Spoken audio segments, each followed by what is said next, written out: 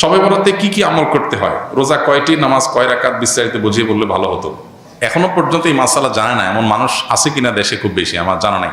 দীর্ঘদিন থেকে ওলামা ইকরাম অ্যাওয়ারনেস করছেন, সতর্ক করছেন।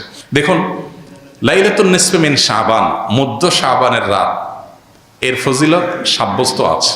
আল্লাহ তাআলা এ রাতে মুশরিক হিংসুক ছাড়া বাকি মানুষদেরকে মাফ করে দেন। এবং এ রাতের ফজিলত সংশ্লিষ্ট আরো অনেকগুলো হাদিস আছে যেগুলো জয়ীফ সূত্রে বর্ণিত, কিন্তু এই একটা হাদিস গ্রহণযোগ্য সূত্রে বর্ণিত হওয়ার কারণে অন্য যেগুলো আছে সবগুলোর একসাথ করলে মোটা দাগে লাইলাতুন নিসফে মিন শাবান বা মধ্য শাবানের রাত, এটার নাম আমরা শবে বরাত দেই। আসল নামটা, হাদিস দেওয়ার নাম কোনটা?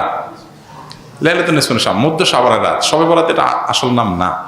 তো এই মধ্য শাবানের রাতের ফজিলত সাব্যস্ত হয়, কিন্তু এইটাকে আমরা যেইভাবে যারা পালন করি তারা যেভাবে ঘটা করে করি, যেমন সারা রাত জেগে ইবাদত করা আল্লাহর ক্ষমা লাভের জন্য বা মাগফিরাত লাভের জন্য, যাতে মাগফিরাত হয়, গুনাহে ক্ষমা হয়, সেটা আপনি চেষ্টা করছেন। এটা আপনার ব্যক্তিগত অ্যাপ্রোচ থেকে আপনি করলেন। এই দিনের রোজা আপনি আইয়াম বীজের রোজার অংশ হিসেবে রাখলেন, শাবান মাসে বিশেষ রোজা রাখতেন রাসূলুল্লাহ সাল্লাল্লাহু আলাইহি ওয়াসাল্লাম, সেই হিসেবে রাখলেন, খুবই প্রশংসনীয়। কিন্তু আলাদা করে শবে বরাতকে কেন্দ্র করে এই দিনের রোজা রাখার বিশেষ কোনো নির্দেশনা বিশুদ্ধ হাদিস দ্বারা সাব্যস্ত নয়। এর বাইরে এই রাতকে শবে বরাত ভাগ্যের রাত মনে করা।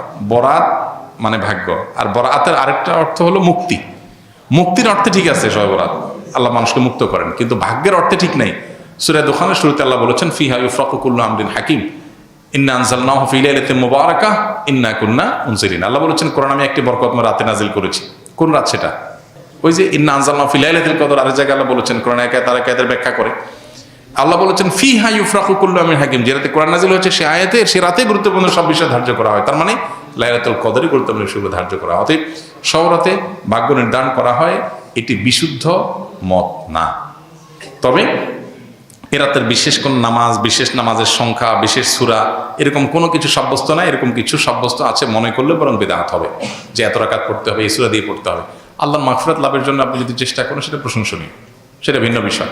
প্রত্যেক রাতেই তো আপনি আল্লাহর মাগফিরাতের জন্য চেষ্টা করা কর্তব্য বা করা উচিত। আল্লাহ তাআলা প্রতি রাতেই ভোর রাতে মানুষকে ডেকে ডেকে ক্ষমা আহ্বান করেন। এই জন্য শবে বরাতকে ঘিরে রাতের বিশেষ নামাজ, বিশেষ পদ্ধতির নামাজ নাই।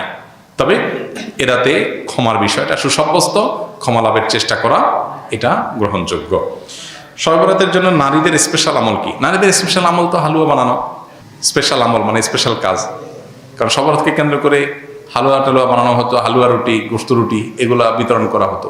এগুলো এখন যদিও উঠে গেছে, কালচারাল বিষয়, এগুলো উঠে যাওয়াতে যে নারীরা সব নেকামল শুরু করে দিয়েছে তাও হয় নাই, সেটা যেমন বাস্তবতা।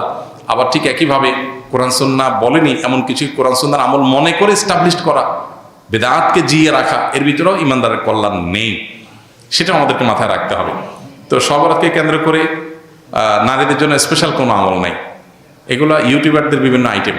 প্রশ্ন ইউটিউবাররাই ধরাইছে কিনা কি জানে, যে থাম্বনেল দিবে শবে বরাত বলে মা বোনরা এই আমল ছাড়বেন না, হ্যাঁ, এরকম একটা ডাহা মিথ্যা কথা লিখে থাম্বনেল দিয়ে দিবেন, মহিলারা সব ক্লিক করবে, হিট হবে, মানুষ বেশি দেখবে, আপনি প্রশ্ন ধরাই দিলেন।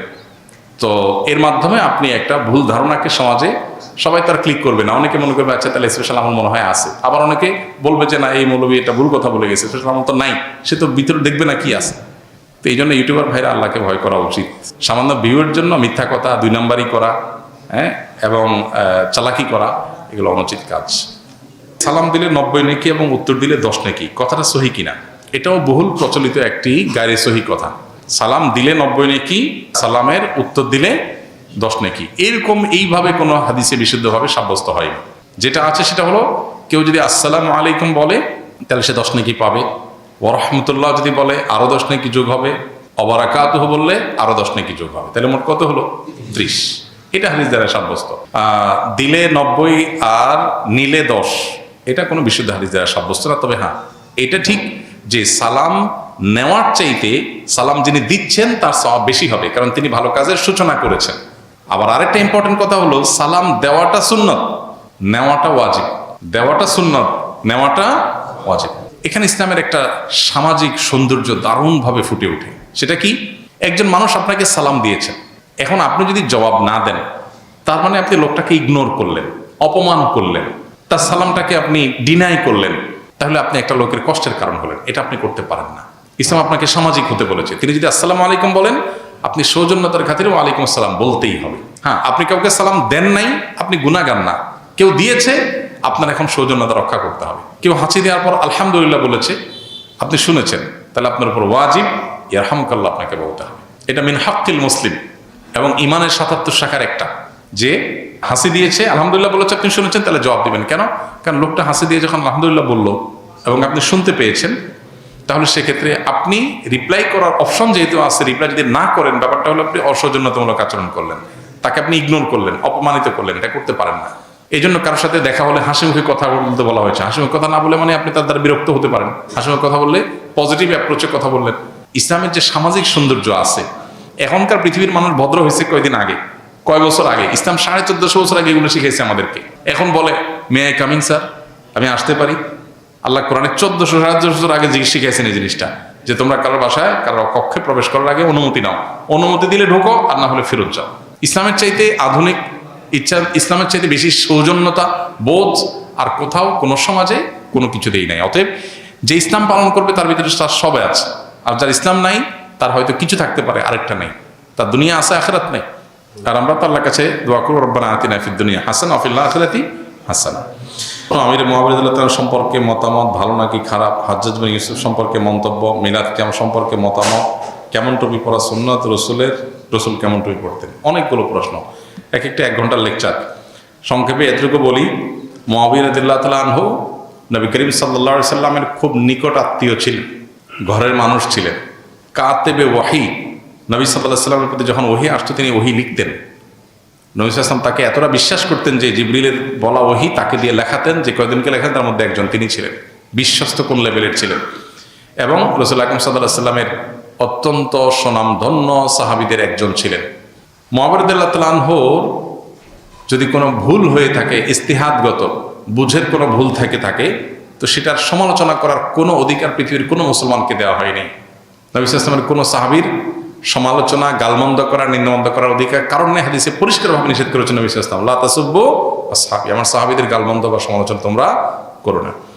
ওনার ছেলে ইয়াজিদের যদি কোনো ভুল হয়ে থাকে, তো ছেলের ভুলের কারণে বাপ আল্লাহর কাছে দায়ী হয় না। কোরআনে আল্লাহ তাআলা বহু জায়গায় একই কথা বলেছেন, ও আল্লাহ তাযিরু ওয়াজিরাতুন উযরা উখরা, কারণ পাপের বোঝা অন্য কেউ বহন করে না, যার যার পাপ তাকেই পাবে। অর্থাৎ ইয়াজিদ যদি কোনো পাপ করে, ইয়াজিদের জুলুম, ইয়াজিদের পাপ, ইয়াজিদের খুন, এগুলোর জন্য দায়ী ইয়াজিদ হবে। মুআবিয়া রাদিয়াল্লাহু তাআলার উপরে সেটা চাপানোটা হলো জুলুম। হ্যাঁ, আপনি বলতে পারেন তাহলে মুআবিয়া রাদিয়াল্লাহু তাআলা আনহু তাকে কেন স্থান দিয়েছে? এই সেই ওনার বুঝের ভুল ছিল, উনি বুঝে উঠতে পারেন নাই। উনি মানুষ ছিলেন দিন শেষে। আমরা সাহাবীদেরকে সমালোচনা নাজায়েজ মনে করি আহলে জামাতের লোকজন, কিন্তু তাই বলে সাহাবীদেরা মানে মাসুম না, তাদের বুঝের ভুল হতে পারে। আল্লাহ যদি কারোর ব্যাপারে বলে আল্লাহ মাফ করে দিয়েছেন, রাদিয়াল্লাহু আনহুম ওয়া রাদু আনহুম, তো আপনি কে সমালোচনা করার? আল্লাহ যদি সাহাবীদেরকে বলে থাকেন যে তোমাদের পরে তারা আল্লাহর পরে সন্তুষ্ট, আল্লাহ তাদের পরে সন্তুষ্ট, আপনি কে সমালোচনা করেন? সাহাবীদের পরে সমালোচনার রাস্তা আমাদের ওপেন করা উচিত না। তবে হ্যাঁ, তারা সবাই নিষ্পাপ ছিলেন না, মানুষ হিসাবে তাদের ভুল ত্রুটি হয়েছে। সাহাবীদের মধ্যে কেউ জিনা করেছেন, আল্লাহ শাস্তি দিয়েছেন বা দণ্ড বাস্তবায়ন হয়েছে, কিন্তু এমন তওবা কবুল হয়েছে যে পুরো মদিনাবাসীর তওবা দিলেও তার তওবা, সকার অপরাধ দিলেও তার ওই তওবাতে রিকভার হয়ে যেত। এই সার্টিফিকেটও তো পাইছে। তাহলে সেজন্য তাদের সমালোচনা করার আগে 20 বার ভাবতে হবে, 10 বার ভাবতে হবে। ইমানদার কখনো সাহাবীদের সমালোচনা করতে পারে না। বিশেষ করে এই জাতীয় ইস্যুগুলোতে আমরা অনেক ক্ষেত্রে পা পিছলে চাই। হাজ্জাজ বিন ইউসুফ একজন জালেম অত্যাচারী শাসক ছিল, বহু সাহাবীর খুনি, বহু সাহাবীকে হত্যা করেছে, বহু তাবিকে হত্যা করেছে, বহু নেককার মানুষকে হত্যা করেছে। খুন খারাপি করা তার নেশা ছিল এবং তার অন্য যত গুণ আছে, তার বেশ কিছু অবদান আছে, বেশ কিছু ভালো কাজ আছে, কিন্তু সে এজ এ শাসক একজন অত্যাচারী জালেম শাসক ছিল। যেহেতু হাজ্জাজ বিন ইউসুফ কোনো সাহাবী না, অতএব তার মানে সাহাবীরা কেউ জালেম ছিলেন না, নাউজুবিল্লাহ। সাহাবীরা কেউ এই লেভেলের গুনাহ করেন নাই। মানুষরা ভুল করেছেন, আল্লাহ তাআলা তাদের মাফ করেছেন, ঘোষণা দিয়েছেন আগাম, বা তারা তওবা করেছেন। বদর যুদ্ধে অংশগ্রহণকারী সাহাবীদের সম্পর্কে নবী করিম সাল্লাল্লাহু আলাইহি ওয়াসাল্লাম বলেছেন, আল্লাহ বলেছেন, নবী সাল্লাল্লাহু আলাইহি ওয়াসাল্লাম বলেছেন, আমালু মা শি'তুম ক্বাদ গাফারাল্লাহু লাকুম।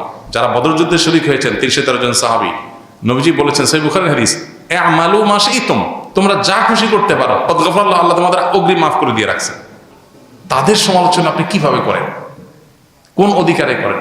আমি করতে পারি না আসলে।